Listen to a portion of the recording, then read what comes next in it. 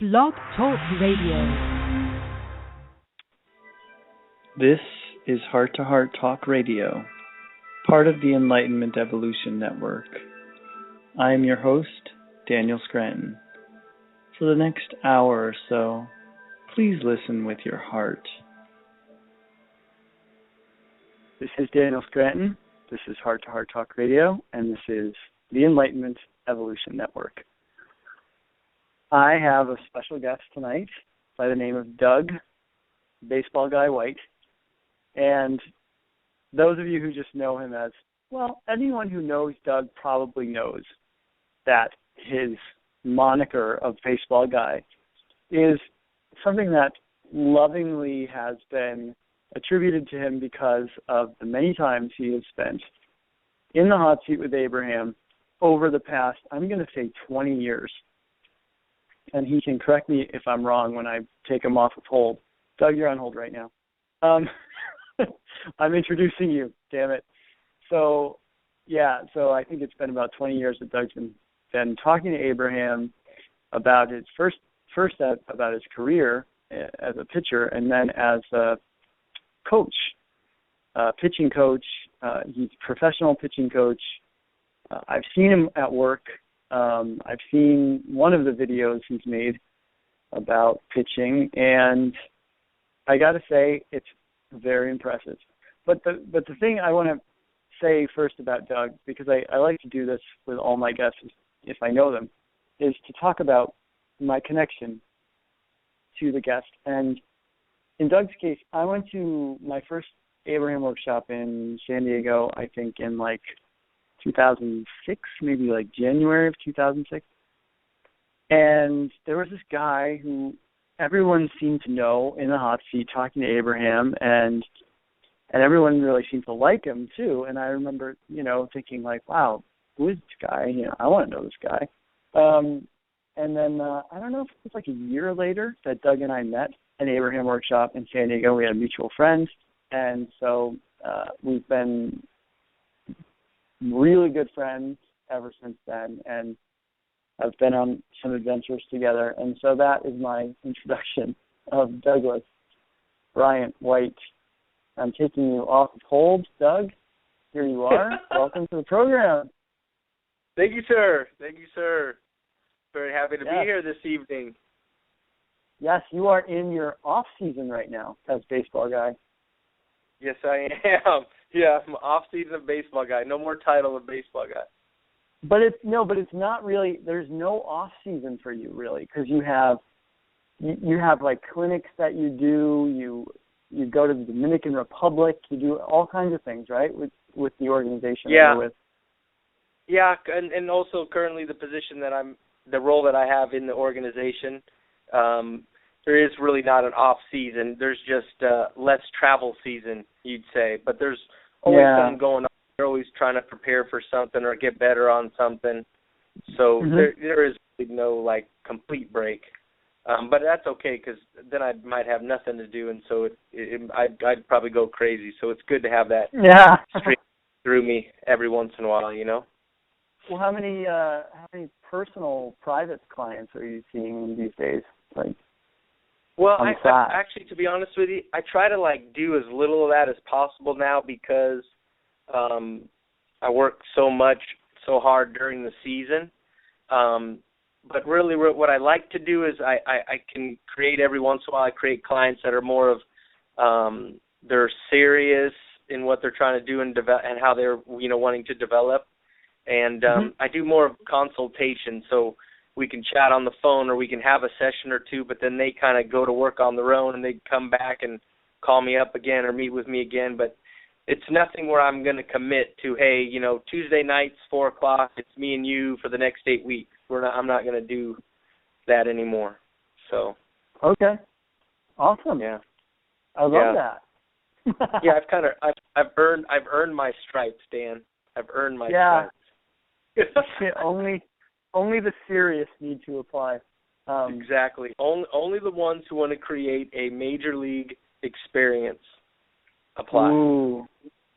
Yeah. I would like to go to some kind of fantasy camp where I could pitch to like Mike Schmidt or someone, like somebody who's retired. Dude, some retired they baseball player. You can do that, man. I know. That would be super fun. It would be. Yeah. I would love to someday hit 85 on. I think I could reach for 85 mph on the gun. I don't know, Dan. I don't know, man. That's a lofty goal right there, buddy. It is. It really is. I mean, I used to pitch. I pitched in Babe Ruth League, and I think when I would go to the batting cage places and throw the ball, and they had a radar gun there, I think 60, 65 was the highest I ever hit it. Throwing my whole body into the friggin' pitch, and that's as high as I got. But all right. I think I really got into working out at some point. I'm sure I could have boosted that. We definitely would want to work out first, though, so your arm stays in place. Yeah. Yeah, I know Dave Zavecki incident. Yeah. Oh, man, yeah. Yeah. Oh. Spiral fracture. Anyway, we got a caller here on hold, and we lost the caller. I think this blog talk radio system is having glitch after glitch lately. So and as I say that, we lose the caller. So I'm going to take this caller right now, just before they get dropped. You're calling from, I believe, Skype, and you've been waiting since before the show started. Hello. Hi, my name is Patricia, and yes, Blog Talk is having a lot of glitches. I can't even listen to you on the computer, so I'm just listening to you on the telephone. Oh my gosh! Yeah, I've heard that before. That Yeah, I don't know what's going on. It just completely went out. So yeah, there's a bunch of problems. It's not my fault, people. So hi, Trisha. Where are you calling from? I'm in the Southwest. Okay. Have you ever met Doug before? No. Have you ever been to a workshop where Doug has talked to the Abraham? No, I haven't. This is my first time learning about Doug. Oh, really? Yeah. I thought maybe you were already a fan. So what would you like to talk about? Well, going into the spiritual conversation, I see here, I was reading on Blog Talk about you and seeing here that you channel, and a lot of interesting things have been happening to me, and so I'd like to find out if you can shed some light on this, of what is coming for me or what I need to expect, because I feel like I'm doing a lot of work in other dimensions. And very cool. Yeah. And well, I will say that you're aware that you're doing work in other dimensions, whereas not everyone is. Not everyone is aware. But I think most people, and certainly most quote-unquote awakened people, are doing work in other dimensions, usually at night when they're asleep. So if you're bringing some of that information or those experiences back to you, to your waking consciousness, then that's just a part of your awakening. That's a part of your personal evolution to have those memories. Yeah. Well, the only thing that I can remember is that I'm healing people. Maybe I'm healing their other dimensional selves, and I've been healed through the other dimensions, and I'm also healing other people. And so are these people, I don't even know these people. They're just presented in front of me, and I do healing, and I let them go, and it's over.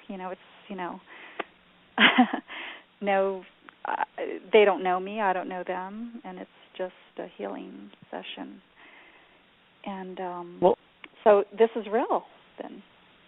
It is real, and of course, yeah. And, gosh, I mean, I'm envious, for one thing, that you're having that experience.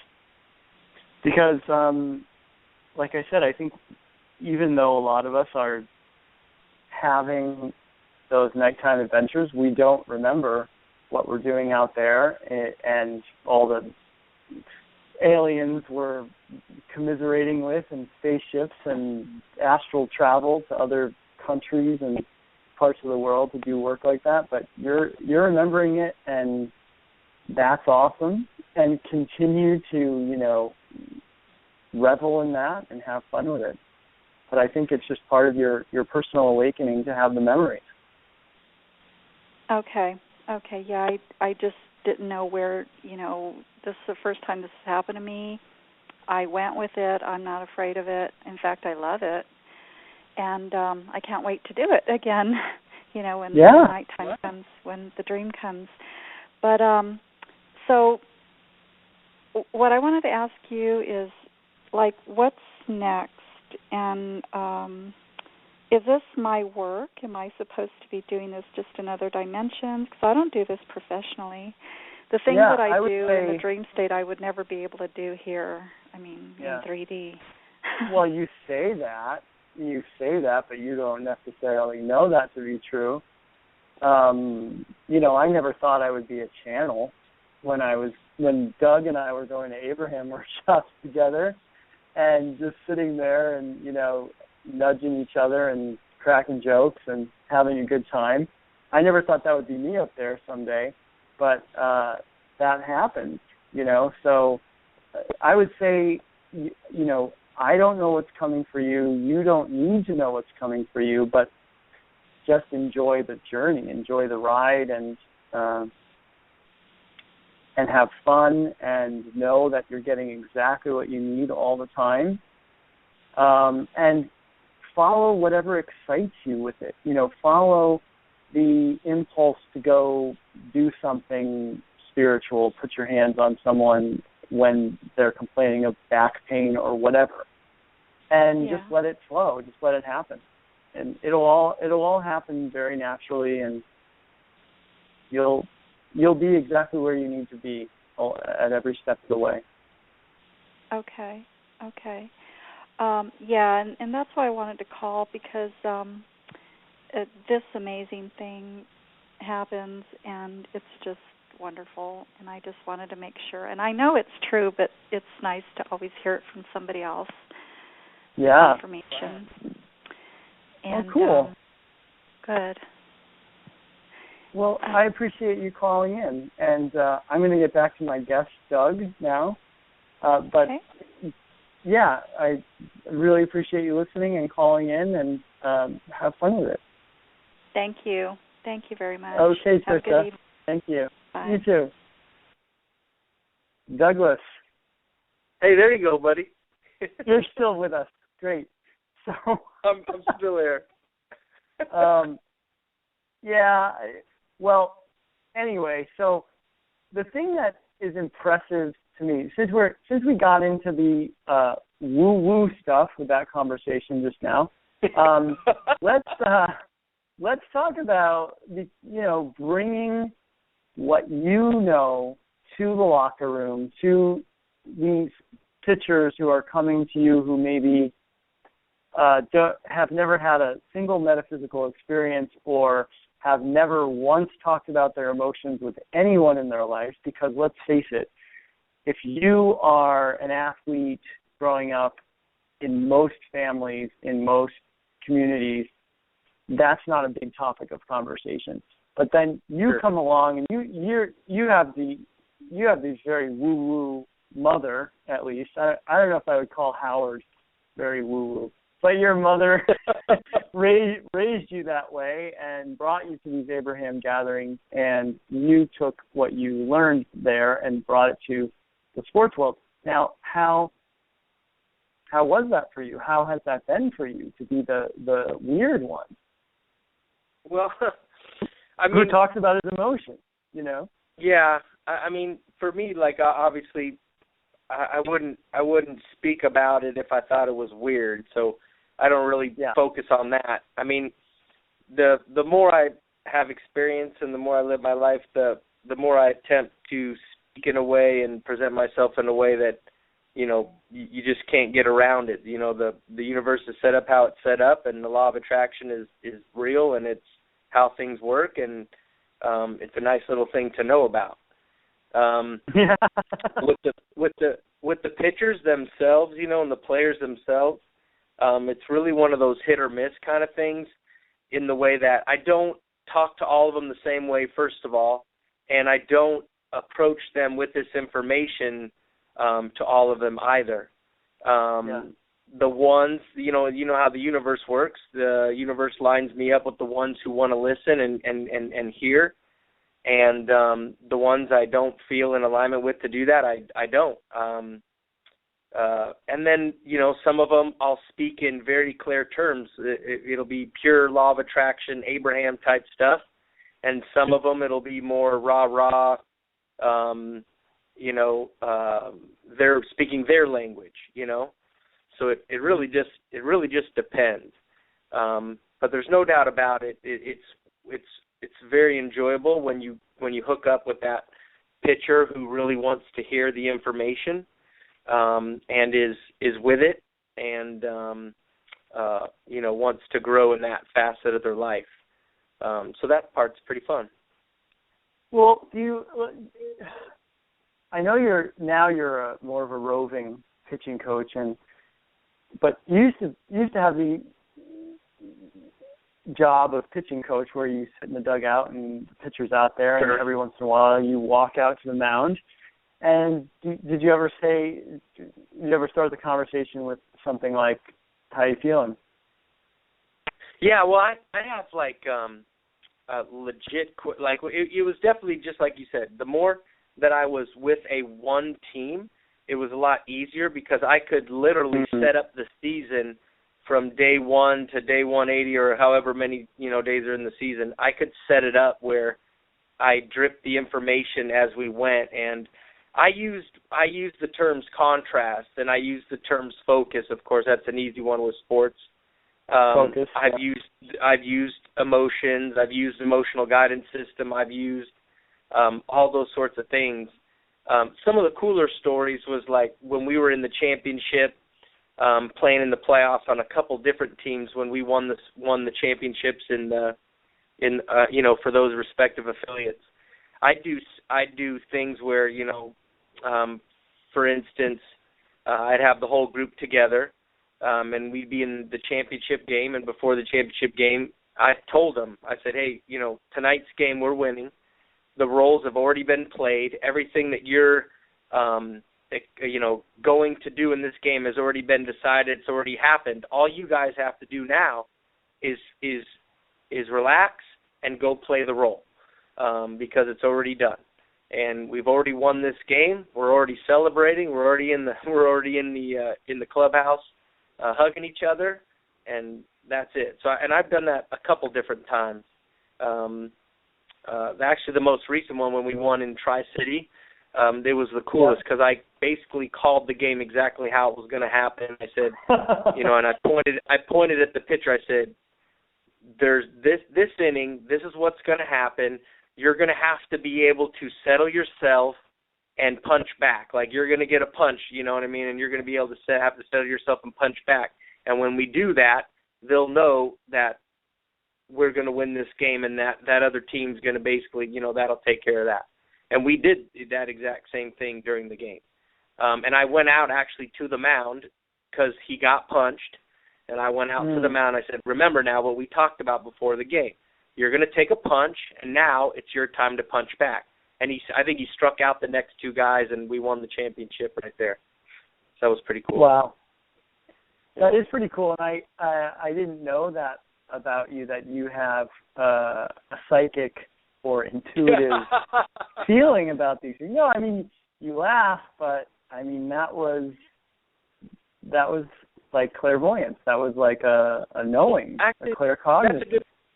No, yeah, it's a good point. You know that, like, you know how you go along in life, like, there's just certain things that you just know. You know, like it's a settling feeling when you think about it, and you make the statement like, I'm gonna do this, and you make the statement, and nothing in your being tells you otherwise than, yeah, that's basically what's going to happen. And so I remember winning the championships, like my first championship in the minor leagues.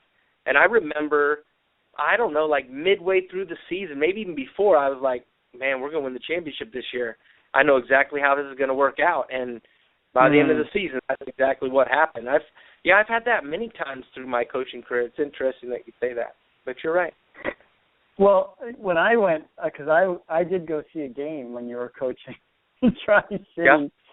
Oh, I did go Connecticut, see a game, yeah. and you weren't very optimistic at that point in the season. And you wound up winning the championship. So your intuitive, psychic, claircognizant knowing in that moment hadn't clicked in, but I guess it came a little later on. I think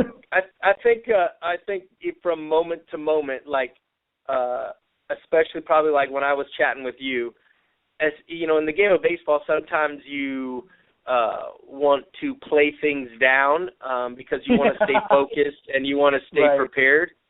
Coach talk. So you play things down because you always got to stay on that edge. You know, you can't. Yeah. It's like remember Will Smith when he played Muhammad Ali. He said that for however long that he took shooting that when he was on set, he never broke character. And it's almost like that in a way where you don't want to break character because you also have 16, 20-year-olds that you're working with and dealing with, and that you're trying to teach them about focus and attention and so on and so forth. So you almost don't want to do that because the kids will slip up too, Mm-hmm. So as far as I can recall here, you've won as pitching coach. You've won how many championships? I won 4 championships in 6 seasons. Wow. 4 in 6 seasons, and then they said, okay, this guy's good. We want him working with everyone, and now they send you all over the country in the season. Yeah. And you chart pictures and Yeah. That's basically it. Yeah, my job now is, and this is a goofy one, but it's you're working with the players, but they want you more so to be focused on the coaches who are working with the players, and that's there's some things that I've have been kind of learning this first year. I've had some contrast settling in, but yes, it's been an interesting perspective in which to watch games. But, man, I've learned so much more about the game and how things really happen, especially in the major leagues, like what's really going on during games and how pitchers can really be at their best and create the most difficulties for hitters. This year I learned the most about that. It's been an amazing perspective in which to view the game. So you've become a teacher of teachers. That's what I'm supposed to be doing, yes.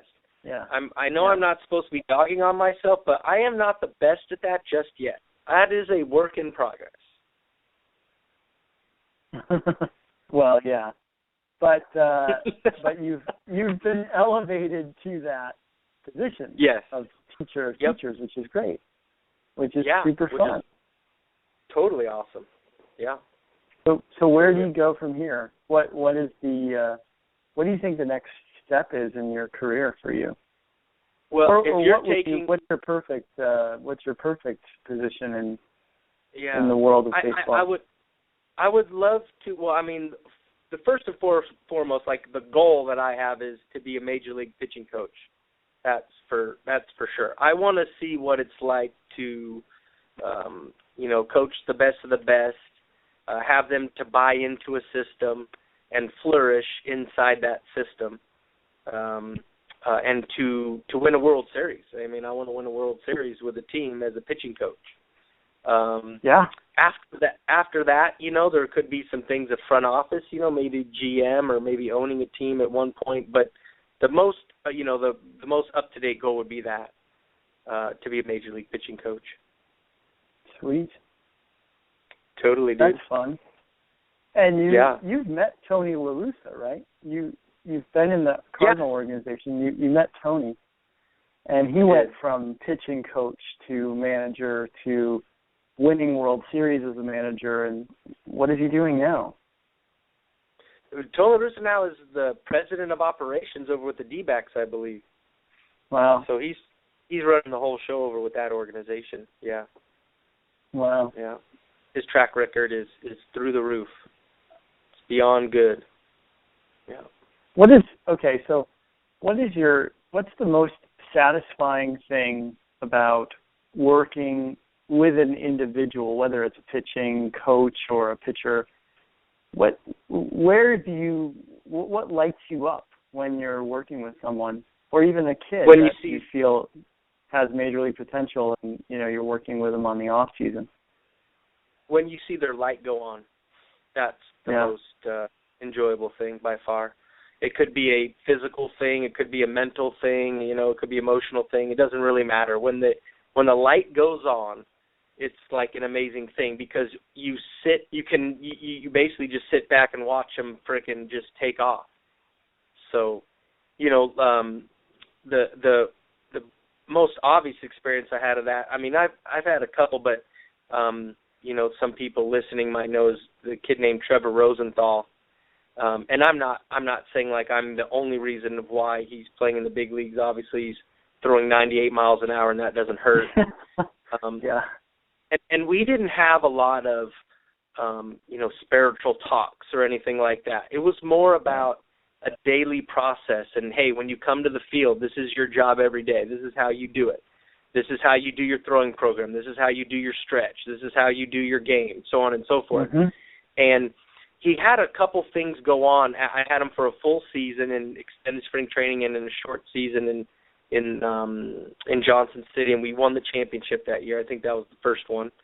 But when he came back the next off season, you could see he got it. He understood what it is going to take to get to where he wanted to go. And 2 years later, he was in the big leagues, and now he's doing what he's doing in the big leagues. And like I said, I'm not taking full credit for that. What I am saying is we had so many conversations about the process, and to see him get it through whatever path he got it, and he accepted it and then knew it and brought it in emotionally, viscerally, it was an awesome thing to see. Yeah, I can imagine that would be quite gratifying. Yeah, and it doesn't have to do with anybody telling you anything like, hey, good job with that kid, or the kid coming up to you and saying great job, whatever. It's like you just have that feeling like, hey, man, I had something to do with that. Like I played a part. I was definitely a co-creative component in that play. Yeah, I know exactly what you mean, because I teach people channeling now, and I have to say, I freaking love it. I just absolutely love it.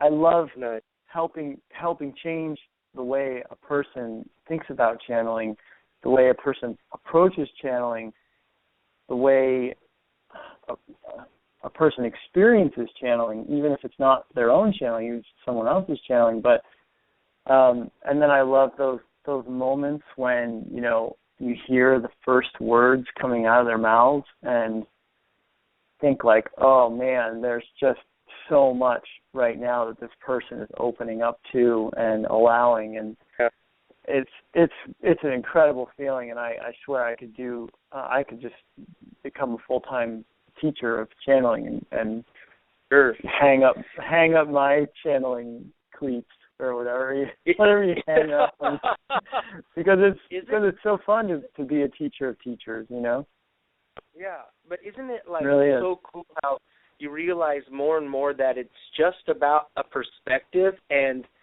if you can just help guide that person, like tweak the perspective that they take on what they're doing, that it has nothing to do with anything else except that perspective. Yeah. Exactly. Yeah. Yeah, I love helping people recognize when they're already channeling. Yeah. Because one of the things I think that we all live with, and I think maybe we can segue this into a conversation about your one of your challenges as a pitching coach of throwing batting practice. It's that self-doubt. I mean, we all have it. We just all. Well, that's not true. I shouldn't say we all have it, because I'm sure there are people out there who are just brimming with confidence all the time. I feel like I've known a couple of them in the spiritual, teacher realm. But anyway, the majority of us have these self-doubts, and whether it's channeling or throwing, what did you throw in batting practice? It was like a 60, 65 mile an hour fastball. Yeah, it's pretty nice and easy, basically, to relax. Yeah, all right. So as hard as I can throw, and was your batting practice good? But you had your trials with that, and talk about how that you grow as a person. Yeah. Well, first of all, I just to get off topic for 2 seconds, because it was interesting what you said about self-doubt. And I mean, because if we could have a whole 4-hour conversation just about this topic, but it's funny because one time a person who was a mentor of mine at the time had a voicemail with Randy Johnson on the voicemail. And okay. Randy Johnson, the big left-hander. I do know Randy Johnson. He's Hall of Famer, strikeout king, so on and so forth. He was on the voicemail, and this is after, World Series. This is after, 3,000 strikeouts, whatever the situation is. And he was on the voicemail saying how he's losing his confidence on the mound based on A, B, and C, And right. I was like, are you kidding me? Randy Johnson loses confidence? You're serious? The guy struck out the world 10 times over, and he has self-doubt? I'm like, so, when we talk about self-doubt, wouldn't it also be fair to say that the best people in the world have the most self-doubt because they channel the self-doubt into great confidence, great levels of confidence? Because it's like the stream is flowing fast. And it just matters what direction you look. But the stream is the stream. And so Randy Johnson's stream is freaking flowing, is it not? But there are certain times that he looks upstream and it looks freaking freaky, and he looks downstream and goes, I am the man. And it's really, that's it. But his stream is freaking flowing. So that's all I got to say about that. Anyways, so, okay. Yeah. You bring an excellent point to the conversation about this, because I have a mentor in channeling too, and when she said to me, you're experiencing what all channels experience, that self-doubt, that this isn't real, and I think to myself, really, you experience that too? Like someone that you admire, the Randy Johnsons of the world, you knowing that other people that you look up to also experience it helps you. And this is why talking about emotions is so important, not just for the individual, but to be of service to others, to talk about what's going on, what we're experiencing, and then everyone can breathe a sigh of relief, because then no one has to pretend they're not feeling anything anymore, Yeah. And that's the thing too. It's a guidance system. It's a place of guidance. So it's very simple. It's not like you're not stuck to that. It's not like you got cement boots on. It's just like, hey, where am I at right now? So I know where I want to go, and that's it. So there's nothing to be scared of. There's nothing to be frightened of. It's actually a very exciting thing, because Then it's just a matter of understanding how to manifest better feeling emotions, and then you walk right up the scale. But, I mean, in regards to me, like, you know, with the batting thing, the batting practice stuff, you know, that was a self-doubt. It was don't belong. It was self-worth. I mean, there's it's like the bottom of the barrel type of emotions all cooped up there, you know? Right. And it was just like, it was one of those things, and I still have the issues with it. It's not like it's gone. I mean, there was a lot of momentum on that subject, you know, for many years. But I understand what's going on fully, you know? But I had experience where it was just like, hey, man, you know what? Enough's enough.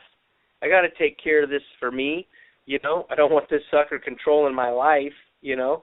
And I was able to talk it into a place where I could laugh at it and I could have fun with it. I wasn't, I wasn't frozen by it, you know? And then I was able to have years of actually, like, quality batting practice experience. You know, like one year I was actually the best thrower on the staff, which is laughable when you knew where I came from, you know? Yeah. But yeah, no, I have ability to throw a good meatball, man. I tell you what, I can throw them right down the center and get guys crushing my shit, which is what you want. Yeah. That's fun. All right, let's take another caller. 250 now, if area it's Patricia, code. tell Patricia we've already used her time up. We got to move on.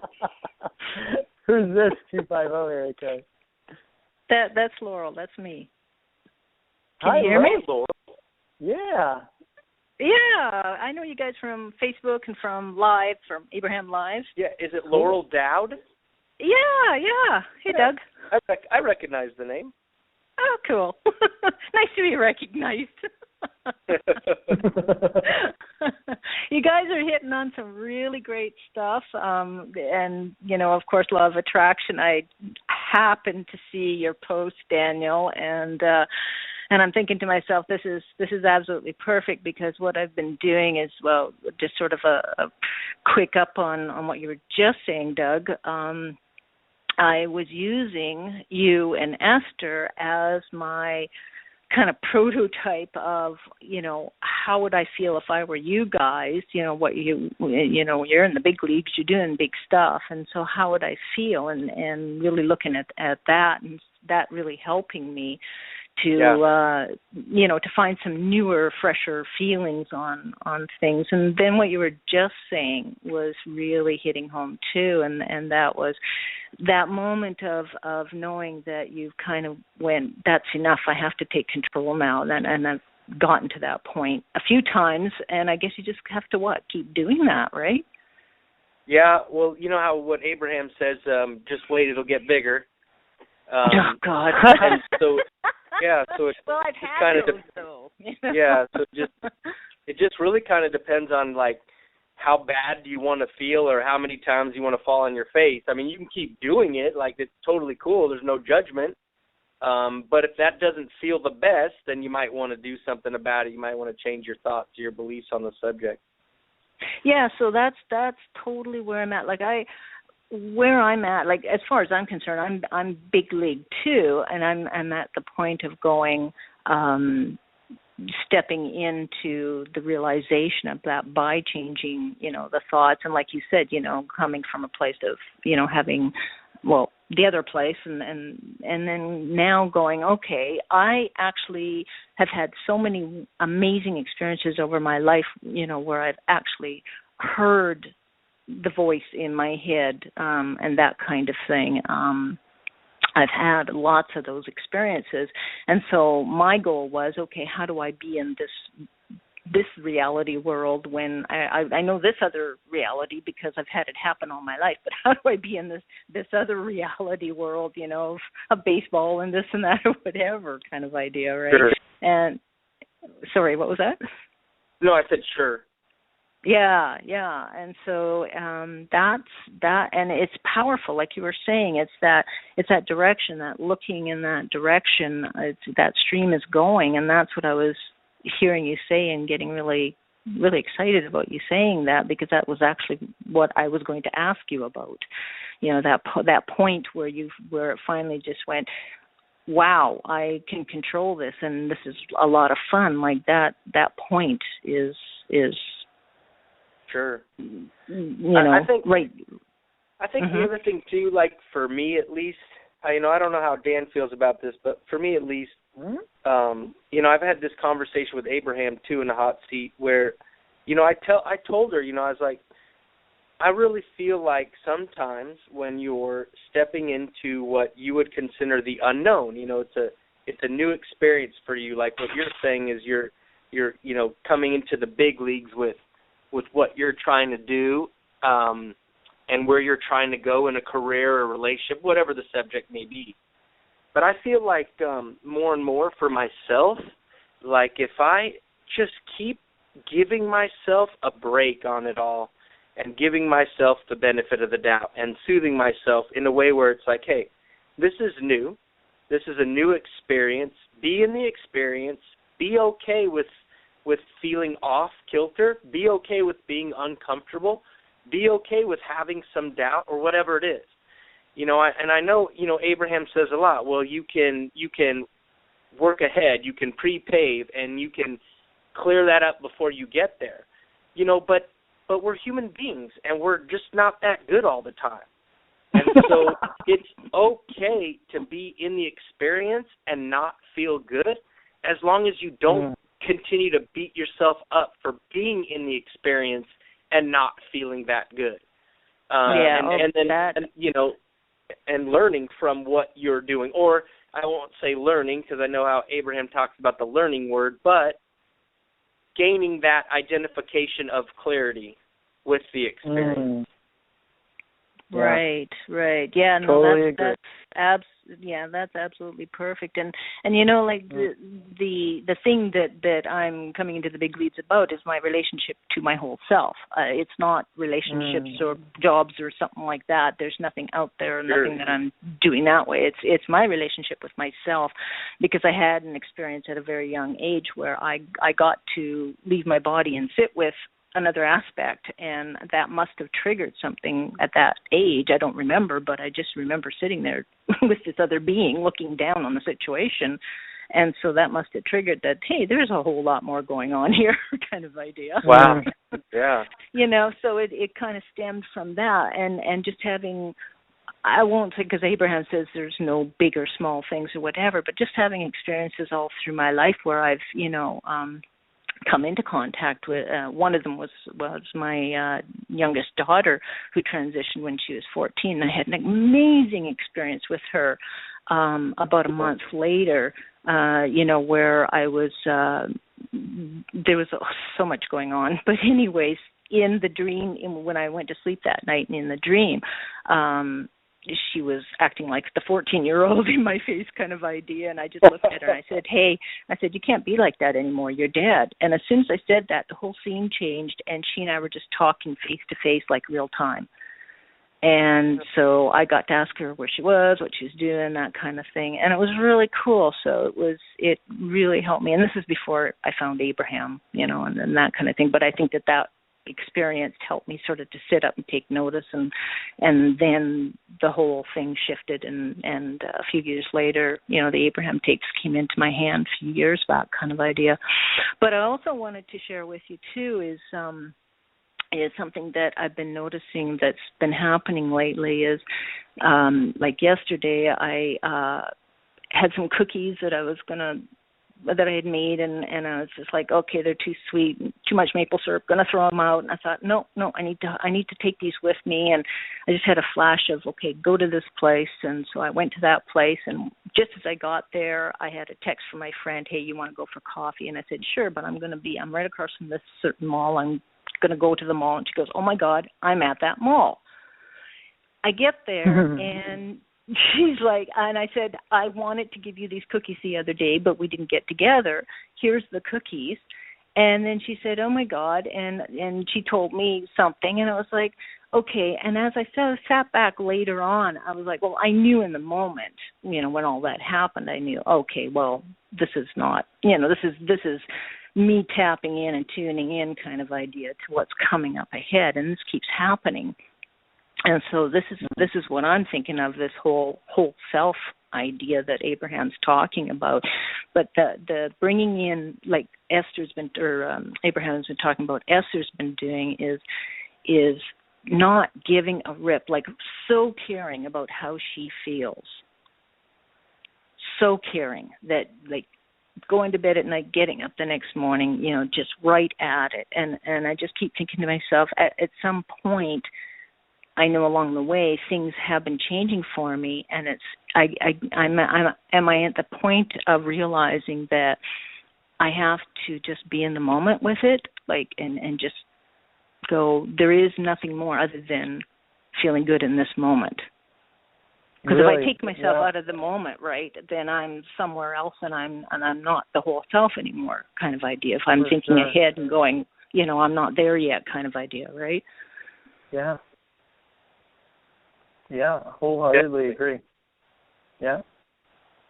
So it kind of was fitting in. It was kind of fitting into what you were talking about there, and I kind of wanted to more join in with the talk, rather than just listening to it, just because it's so awesome. And that was one of the things that I was writing about in the mornings, was how awesome it was to me to have relationships with, say, Doug White or whatever, and imagine myself there going to a baseball game and, meeting you and that kind of thing, right? And then, of course, this came up, and I'm just laughing.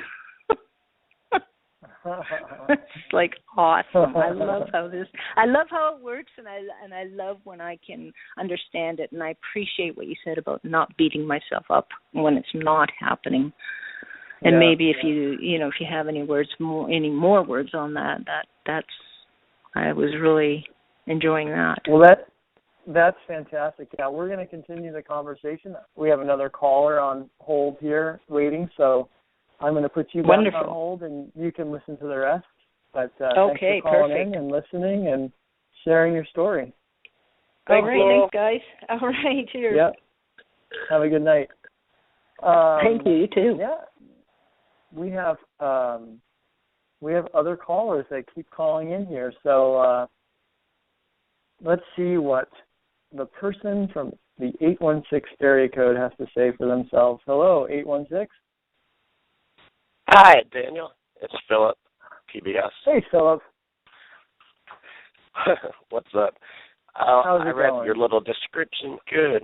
I read the description, and I had to call in and join in on this conversation, so I just was going to share a little anecdote from my life, I guess, related to baseball, Abraham, and emotions.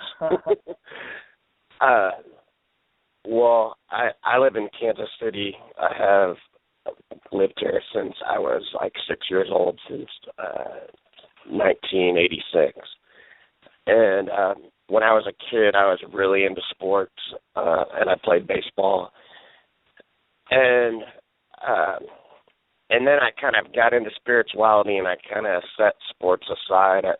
Actually, I almost went out of I didn't like sports at that point because I didn't think it was spiritual, stuff like that.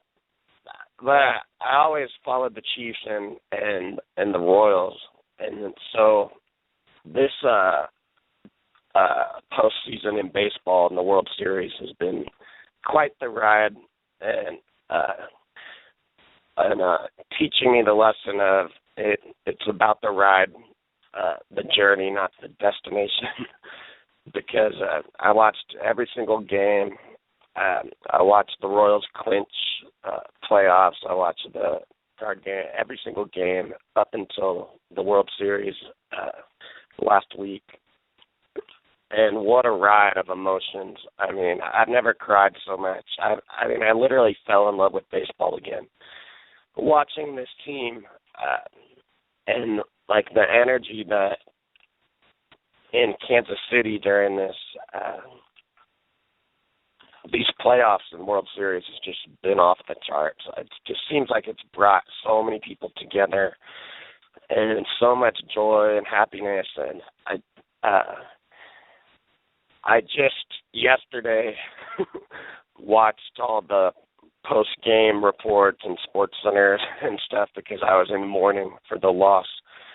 But it's funny because actually the thing that really helped me with it is the Abraham story where Abraham is talking about Esther's,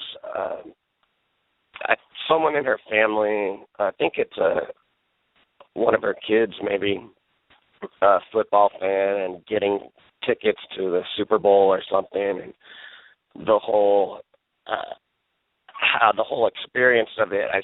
She tells the whole story of how awesome it was to get the tickets, to give them to her son, to go to the game, to cheer during the game, and in the end their team lost, which obviously is what happened with my Royals.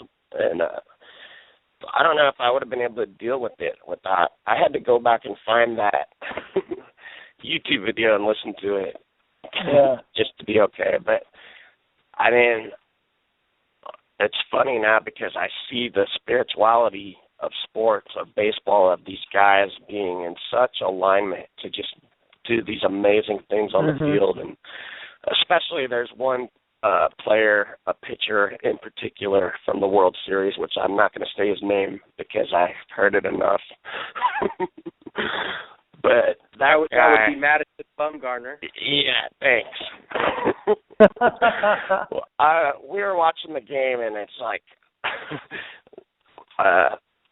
why don't the announcers and Madison Bumgarner just go ahead and get a room? Because, but this guy, now he is fucking awesome, and how much alignment must he be in to be able to perform the way that he did during that World Series and the whole postseason? Like, it's just awesome. Yeah. Exactly. And thanks for bringing that up, Philip. I'm going to put you back on hold and talk to Doug now about all the awesome points you just made, because you really lit some things up in me. So thanks for calling and listening in. So yeah, this idea that he was in the back of my mind to talk to you about, the idea that there's something about sports that is not spiritual is, it's kind of a laughable idea, because one of the ways, that we can talk about how people channel when they don't know they're channeling is in any game of sports, regardless of what you could be playing ping pong, you could be playing anything. There's those moments where you're not directing your body anymore. You're just you're kind of observing. You're the observer of what's happening, and absolutely, it's a great feeling. It's an amazing feeling. Yeah, it's the best ever. I mean, it's one of those reasons why, and they might not even be aware of it, but it's one of the reasons why the best and the best never want to stop playing, because they don't know how to repeat that feeling. They don't understand that that's them in the vortex, in the most love of self at that moment, and they feel like they have to be in that place to recreate it, where they can do it in other ways, But yeah, man, that's that complete undying love for sport and for what you do. Yeah, and I feel like the game itself, like it is kind of like what Laurel was talking about too, where whatever you're doing, it's really about bringing your whole self to the party. It doesn't matter whether you're playing football or baseball, or you're doing energy work or channeling or whatever. And the other thing about truly being spiritual is not believing in that there's any separation, that there's any better or worse, that this person over here is more spiritual than this person. We're all spiritual. We're all spirit walking around in bodies, and there's nothing more spiritual than doing something really physical, like playing a sport. So And I think the great thing about what you do is you shine a spotlight on that for people who may not have that awareness. People who, like I was saying, they spend their whole lives maybe never talk. I was raised in a family where we didn't talk about emotions. We didn't talk about them. I mean, no. Yeah. If anything, we were made fun of for feeling something. You know what I mean? Or I remember being told I was too sensitive like a million times. Sure. But never was there a conversation about it. Yeah. I was going to say, I get made fun of all the time for some of the goofy things I might say, or, I do meditation every day, and some of the guys know. They love making fun of me, but, it's one of those things where it's like you kind of know who you are, and you know what works best for you, and it just doesn't hit you the same way it might if you don't have that inner self-confidence about what you're doing. Well, when I've witnessed you do everything with conviction. There's no wavering. There's no, it's just you get up there. Because I've seen videos of you speaking what you know, and you do it gracefully and you do it with conviction, and that I think that is necessary for bringing something like what you're talking about into the game of baseball. Well done. One of the best times I had was and I don't know if you got to see the video or not. I don't know if I put it on YouTube or not, but that talk I had a couple of years ago at a pitching symposium on success is rooted in emotion. And nobody in that crowd knew about Abraham or emotional guidance system or what have you, and I had the best time ever breaking down a day of a minor league rookie ball pitcher and their opportunity for growth throughout the day, and putting the emotional awareness at the forefront to take care of your day. And that was like some of the most fun I've ever had, and I those are the kind of things really I'd love to be able to have people call me up and say, Doug, I want you to come have a talk, and I want you to talk to our guys about this, and here, by the way, here's $10,000 for coming to do it. Hey, thanks, no problem. I'll be there. Yeah. I want one of those invites. Totally. Yeah, that's great.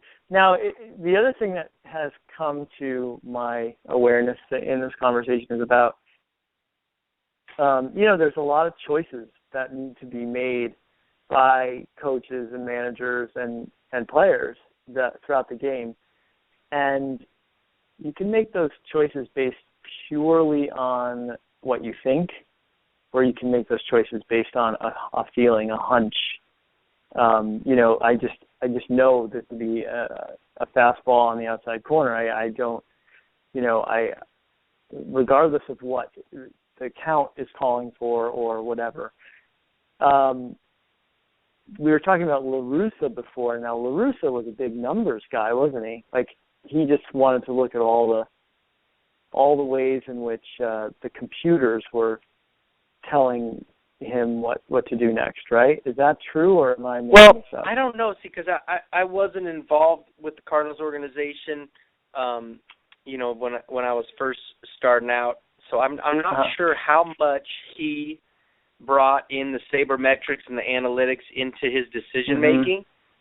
You would think so when if you're observing the game and the way he worked his bullpen and so on and so forth. But at the same time, there might not be so, and he might have been going off a small sample size of, some guy was 6 out of 10 on this one pitcher, and when you're talking to analytics guys and you're talking to sabermetric guys, like guys 6 out of 10 on him, that has nothing to do with anything other than how they explain it is dumb luck, and you have to allow the sample size to get bigger to know really if there's a platoon edge on that certain pitcher or hitter.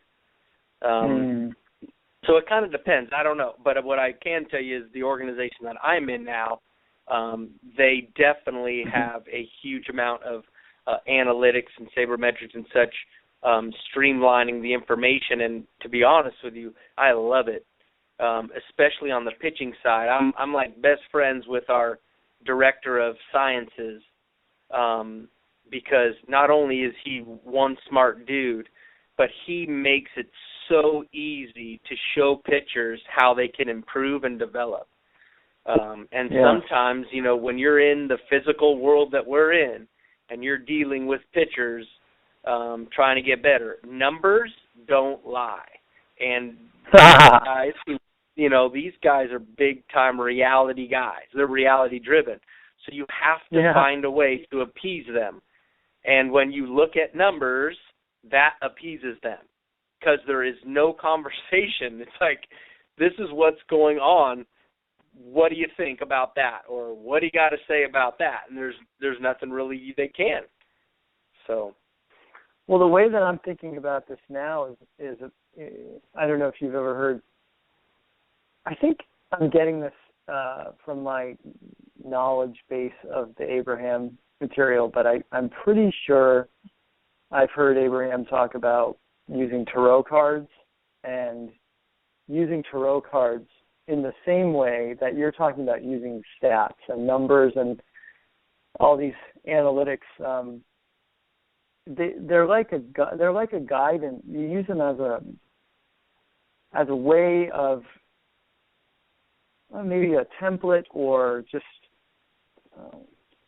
in some ways you're still tapping into something, but you may look at the numbers and think we're just basically crunching numbers here and analyzing, but it could be that that's a pathway into a coach or a player's intuition. Yes, because absolutely. I think that's the path of least resistance. Right, like you need some way of, or perhaps those numbers help point out the times when you weren't listening to your intuition. And so you knew you knew that the best thing for you to do in that situation was to throw a curveball or a split finger fastball or something, and you instead are ignoring your gut and so then the numbers say it, and then you go, oh yeah, I knew I was supposed to do that in that situation or whatever. Well, you know what's so cool about what you're saying is because it really does seem to me like the more I'm around the game and the more I see stuff, like there is absolutely that you could say that spiritual side to it. Because and the way I mean that is because there's no one way to approach it. Each individual has to find their way.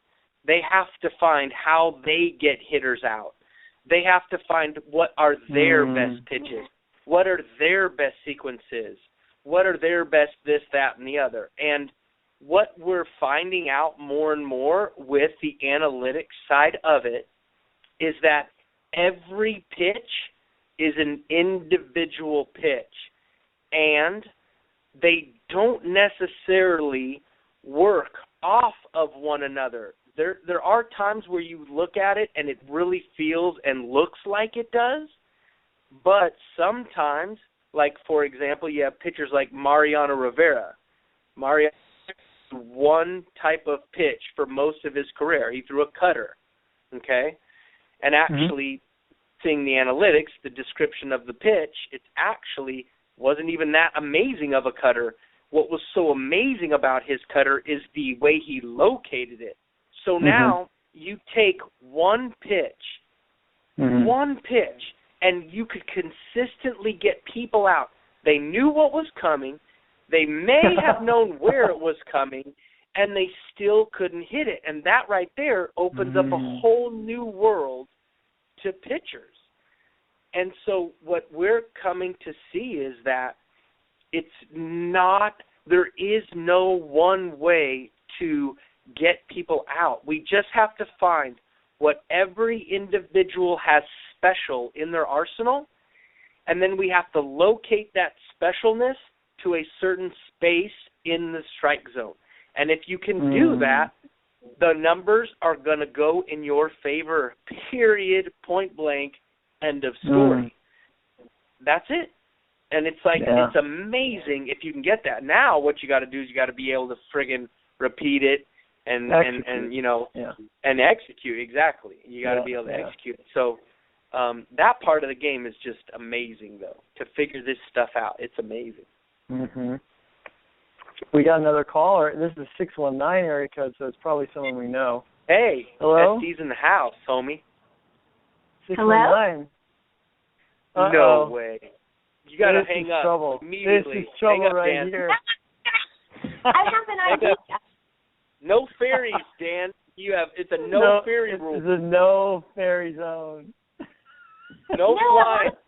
I wanted to talk about breathing and the body and how it makes such a difference. I mean, I meditate, but the breathing is the huge part. And so I've got the same body, which isn't, but I can swim like where an hour is nothing, or I can have a different experience where it's sort of like, you know, it's a little bit of effort and everything in between. Totally agree with you.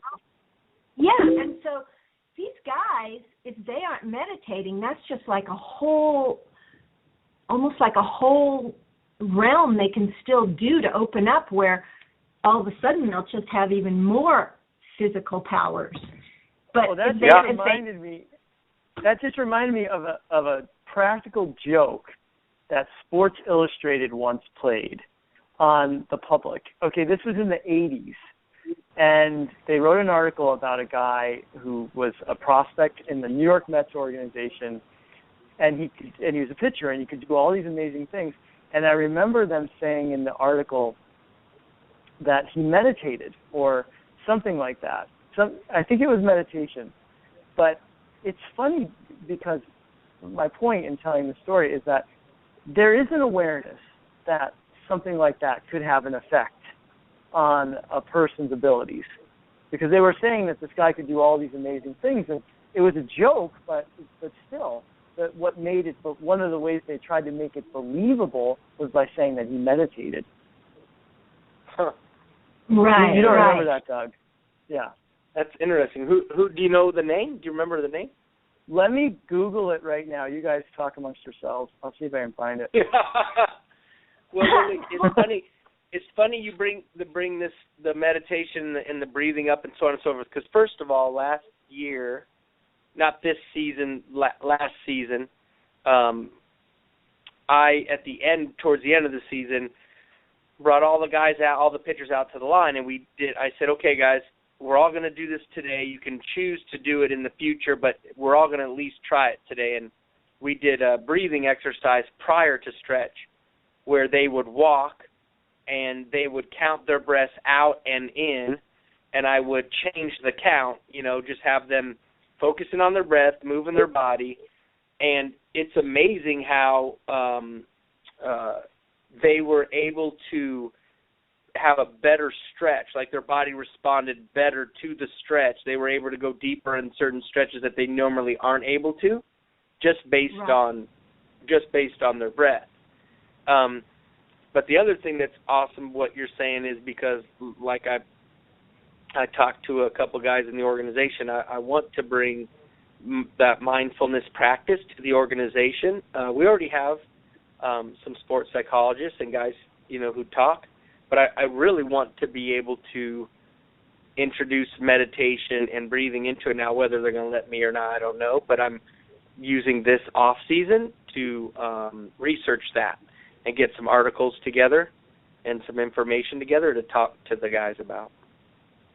Yeah, or maybe, they want stats, so they want to see that they can do more, that they can stretch further, or they can do something. Because you got to also tell them that it's cumulative. Because I know with my yoga guy, you can't use yoga or meditation. You got to make up a new word, like baseball breathing or pitchers. Something, and then give them the stats or something, because I was just going to say, by these really deep breaths while stretching, he would keep saying, okay, stretch our rib cage.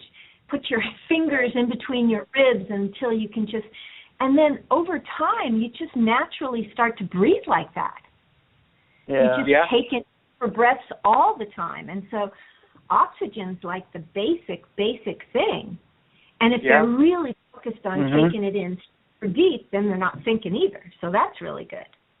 Then it's their meditation. I'm with you, Lil. But it'd be great to invent some hokey name and then have it be famous in this sort of like fad in all the sports. What if we called it the Pfluger response? That's right. Or we call it the Pfluger technique. Pfluger breathing. The Pfluger phenomenon. Yes, because that's like that's one of those names, like, and no one would believe it's from a fairy. They believe it's from some deep psychologist somewhere overseas or something. Some guru. The Pfluger method. I like it.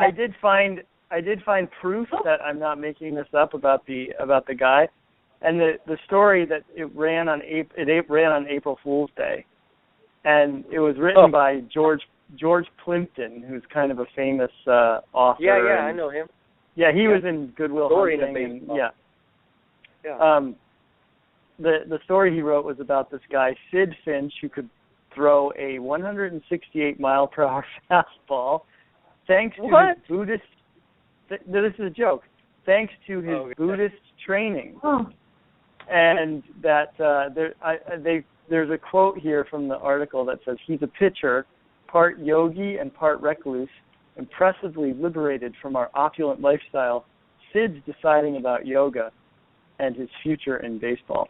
So in other words, they wanted you to believe that this was true, so that that you could be fooled later. And one of the ways they did that was by suggesting that Buddhism and yoga and meditation and things like that would actually allow you to throw 168 miles an hour. That's awesome. So it's funny. I mean, it's one of those things where it's in our consciousness. The link between sports and psychology and emotions and breathing, like Lily's talking about, and all these wonderful things. It's there, like we get it, but it's not something that's necessarily in the forefront. In the forefront are how fast can he throw? Yeah. What's his curveball? Well, the interesting thing is, it's catching up. It's never not going to be there. Yeah.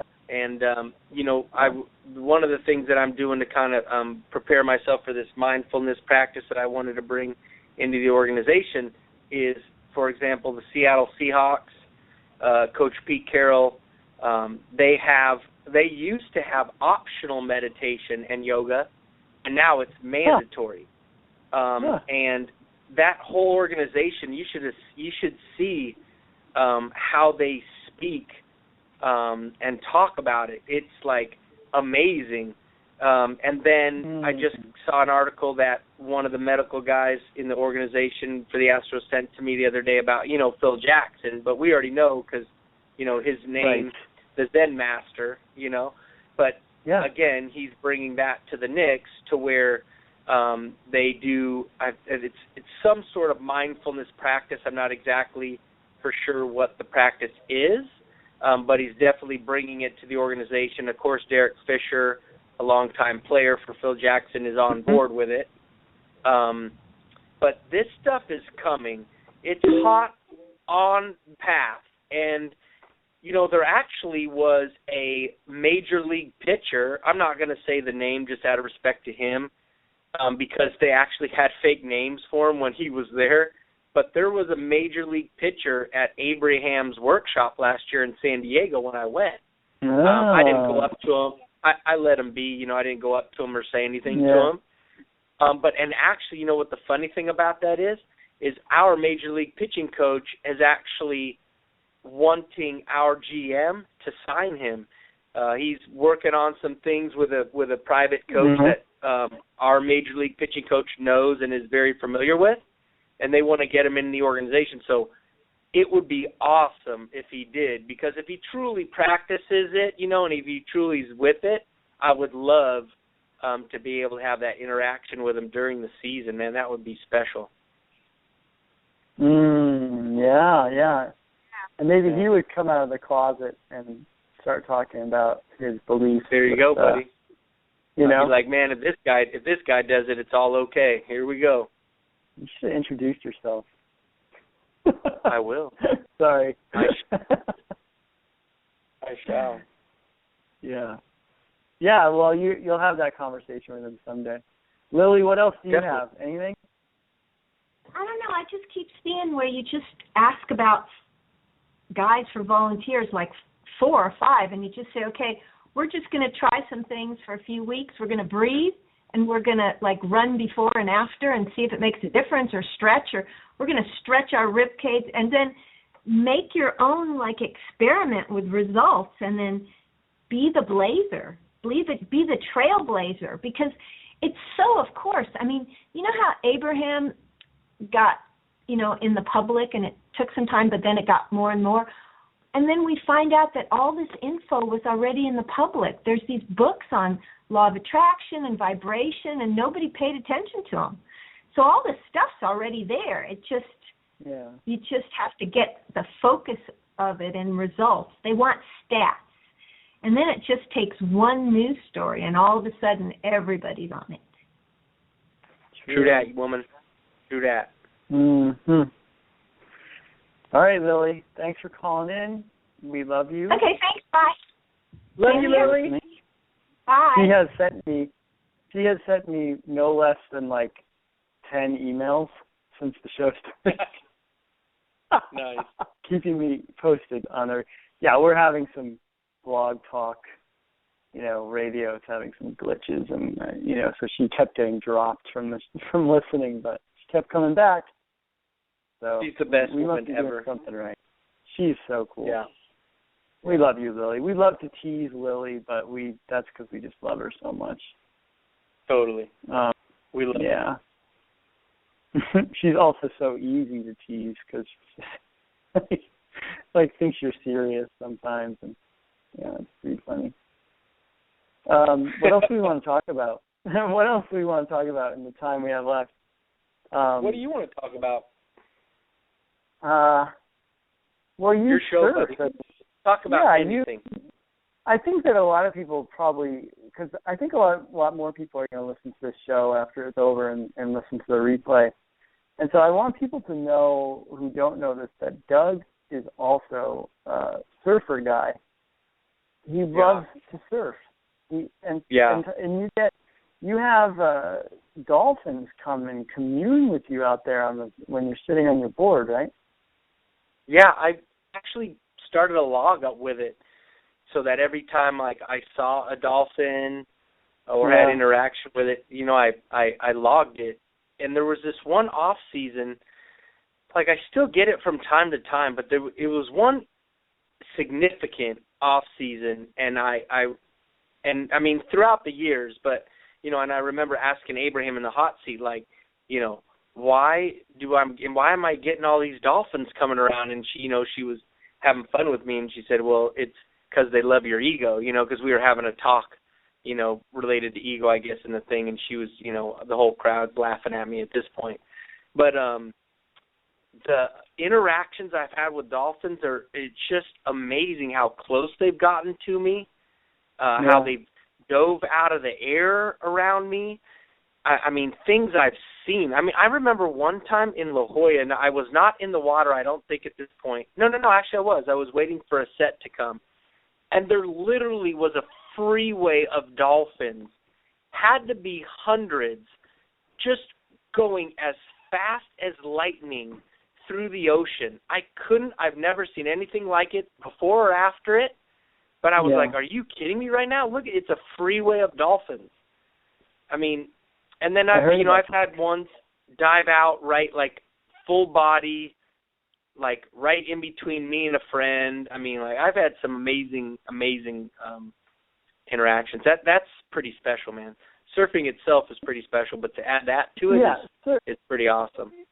Exactly. Surfing is one of those things where people who like to surf, they don't just like to surf. It's it's a whole lifestyle. I think when you're drawn to surfing, there's got to be a reason for it.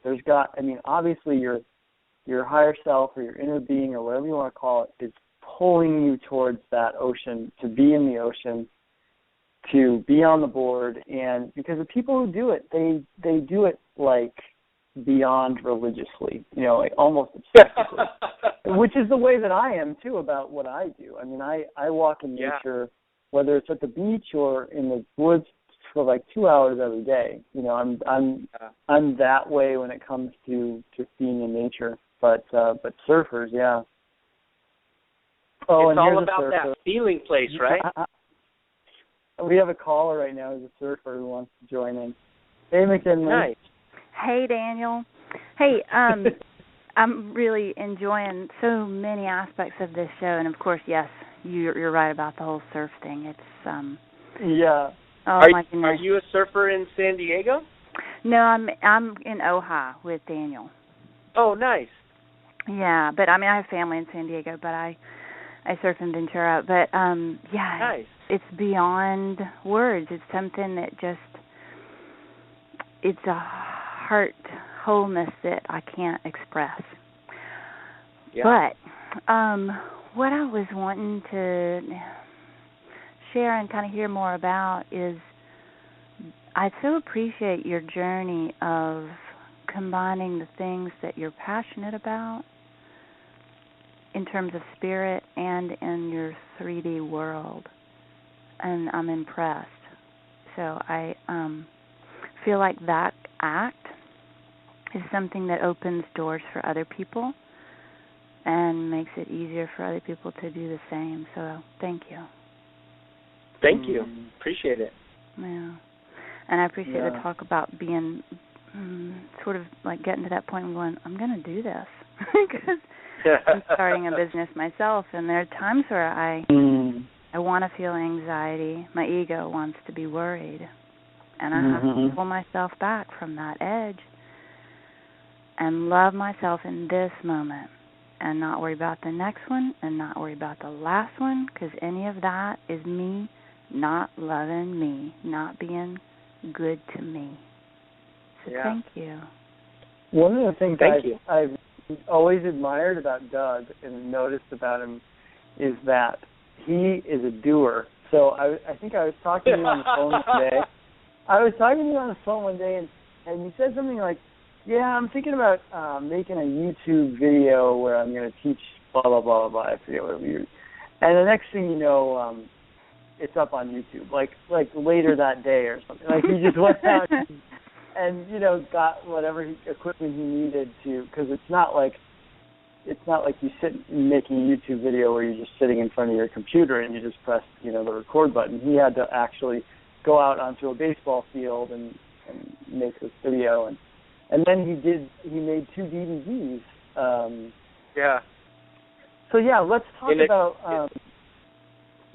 Well, thanks for calling, McKinley. Sure, thank you. And you'll mute me and carry on. Okay. Let's talk about how people can access you now. And you have a website. It's called Passion for Pitching, and these DVDs that you made are on the website, right? Available for purchase. Yeah, correct? They are. One's an emotional, mental, I guess you'd say, DVD, and the other one's a physical, mechanical one. I need to update the physical one. The emotional one could be everlasting, but the physical one I need to update. But I have that website. It's pretty cool. I have that YouTube channel, so for free. If you want any information on pitching and such, and I have, like I said, I haven't really focused on it as much in these last couple of years that I did prior. But I do really I kind of do want to dive back into the YouTube channel a little bit and put little snippets in there every once in a while. So I got a nice little following of subscribers.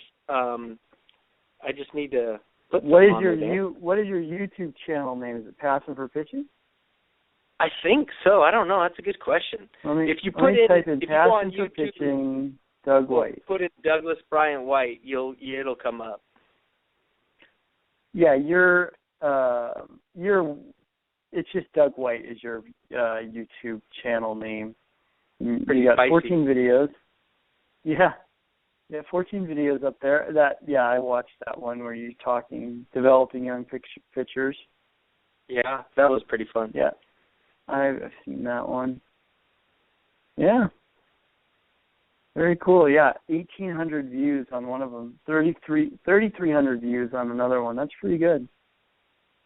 Yeah, there's some guys out there getting millions of views in those suckers, man. I know. I see the same thing when I post a new quote. I put it into video form even though I'm not on camera. And I see this guy who channels Archangel Michael is getting hundreds of thousands of views. What am I doing wrong? Yeah. That's funny. Yeah. It all reaches the people it's supposed to reach. Yeah. That's all we can do. Is, little by little. Do what we do, and it'll reach the right people, I suppose. Sure. So you just got into Pacific Beach. Is that where you're at? Solana Beach.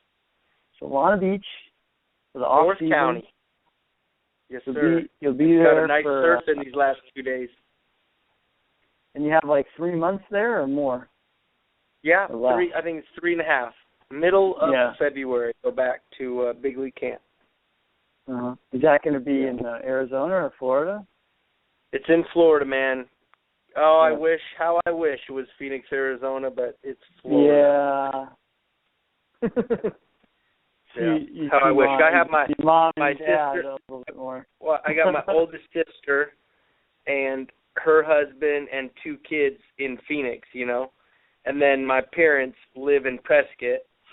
So I just think it'd be pretty special for them to be able to drive down for spring training and just see me whenever they'd want to, let the kids run on the field, That would be pretty cool. So that's in my vortex for sure. So I'm lining that sucker up.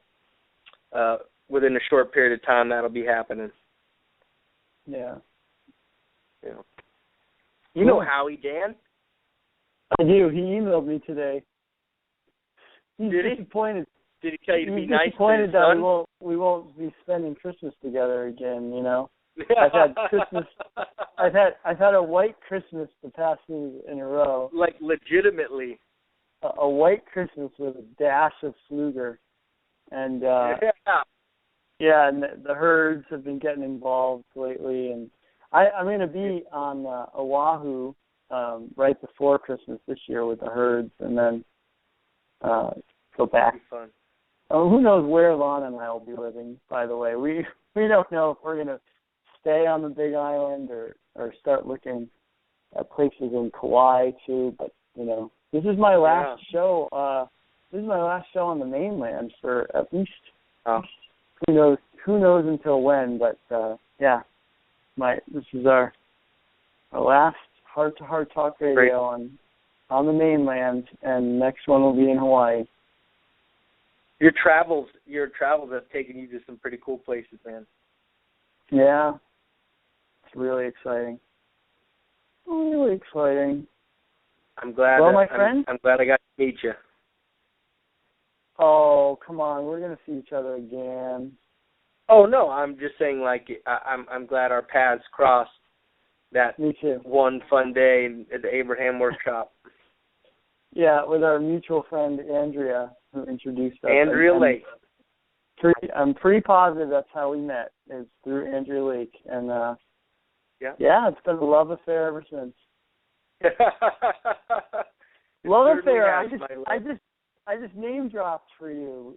You also, Doug also created a line of clothing called Love Affair, right? Yes, I did. I haven't done anything with it yet, but that might be coming soon, man. Love Affair. That was awesome. Yeah, T-shirts, which is Dude, right they're up legit. They're good. Yeah. Once again, this is a man who he gets things done. He doesn't say I'm going to do it. He freaking does it, and it happens, and then everyone has to just sit there and witness the greatness. That is Doug White. Doug, baseball guy White. I think we're gonna I think a lot of people are going to listen to this interview later when they go on their Abraham whatever group on Facebook and see, oh my God, baseball guy Doug White was interviewed. I'm going to listen to that. Yeah. So to all of you Abraham people out there who love Doug White and have followed the baseball guy journey, enjoy. I hope you enjoyed the show, and and that's going to do it for our time together tonight, Doug. Buddy. Thank you so much for joining me and my listening audience and bringing your wisdom and insights and your love to this program. Thank you again, and anytime, man. Bring me back on. I'm so glad we did it. Yeah, let's do it again sometime. Totally. Absolutely. Yeah. I'm down anytime you are. Awesome. All right, buddy, I love you. Love you too, man. Safe travel. Have a great night. Yeah. All right. I'm going to give my announcements now for the network, for ENlightenment Evolution Network. First of all, ENlightenment Evolution Network is a Facebook page and a Facebook group. And those are two places where you can go and see about all the different hosts and all the different shows that we have. But I'll tell you about them right now if you're still listening.